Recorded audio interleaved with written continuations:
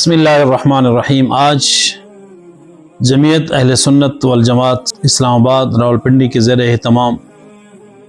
علماء کرام کا ایک نمائندہ اجلاس جامعہ اسلامیہ صدر راولپنڈی میں منعقد ہوا۔ مختصراً اس کی کارگزاری آپ حضرات کے سامنے پیش کی جاتی ہے۔ یہ اجلاس حضرت اقدس حضرت مولانا ڈاکٹر عتیق الرحمان صاحب کی میزبانی میں حضرت اقدس حضرت مولانا ظہور احمد علوی صاحب کی صدارت میں منعقد ہوا۔ راولپنڈی اسلام آباد کے جید علماء کرام سمیت راولپنڈی اسلام آباد کے کثیر تعداد میں علماء کرام نے شرکت فرمائی۔ سی ایم پنجاب کی طرف سے جاری کردہ 25,000 روپے کے اعلان کو سخت الفاظ میں اس کی مذمت کی گئی اور اسے مسترد کر دیا گیا، اور علماء کرام سے کہا گیا کہ کسی بھی صورت میں یہ حکومت کی طرف سے یہ وظیفہ ہمیں قابل قبول نہیں ہے۔ فارم پر کرنے کے حوالے سے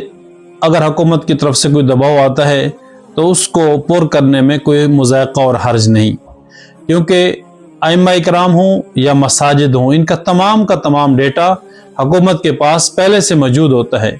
علماء کرام نے حکومت سے یہ بھی مطالبہ کیا ہے کہ آپ اس سے پہلے جن اداروں کی سربراہی اور نگرانی کر رہے ہیں انہی اداروں کے نظم و ضبط کو درست کریں، ان کی تعلیمی معیار کو درست کریں، وہاں کے ماحول کو درست کریں۔ کہیں ایسا نہ ہو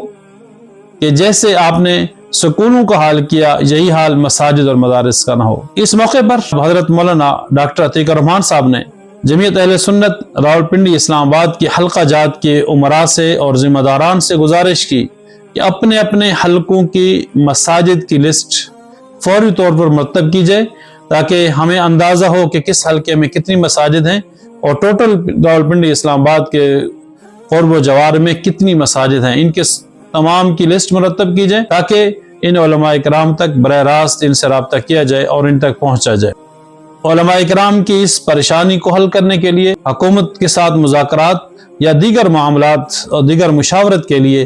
ایک کمیٹی تشکیل دی گئی جو جید علماء کرام پر مشتمل تھی، جن کی نگرانی حضرت مولانا ظہور احمد علوی صاحب اور مولانا نذیر احمد فاروقی صاحب اور ڈاکٹر عتیق الرحمان صاحب کریں گے۔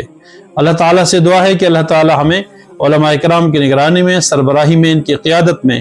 چلنے کی اور ان پر مکمل اعتماد کرنے کی توفیق نصیب فرمائے۔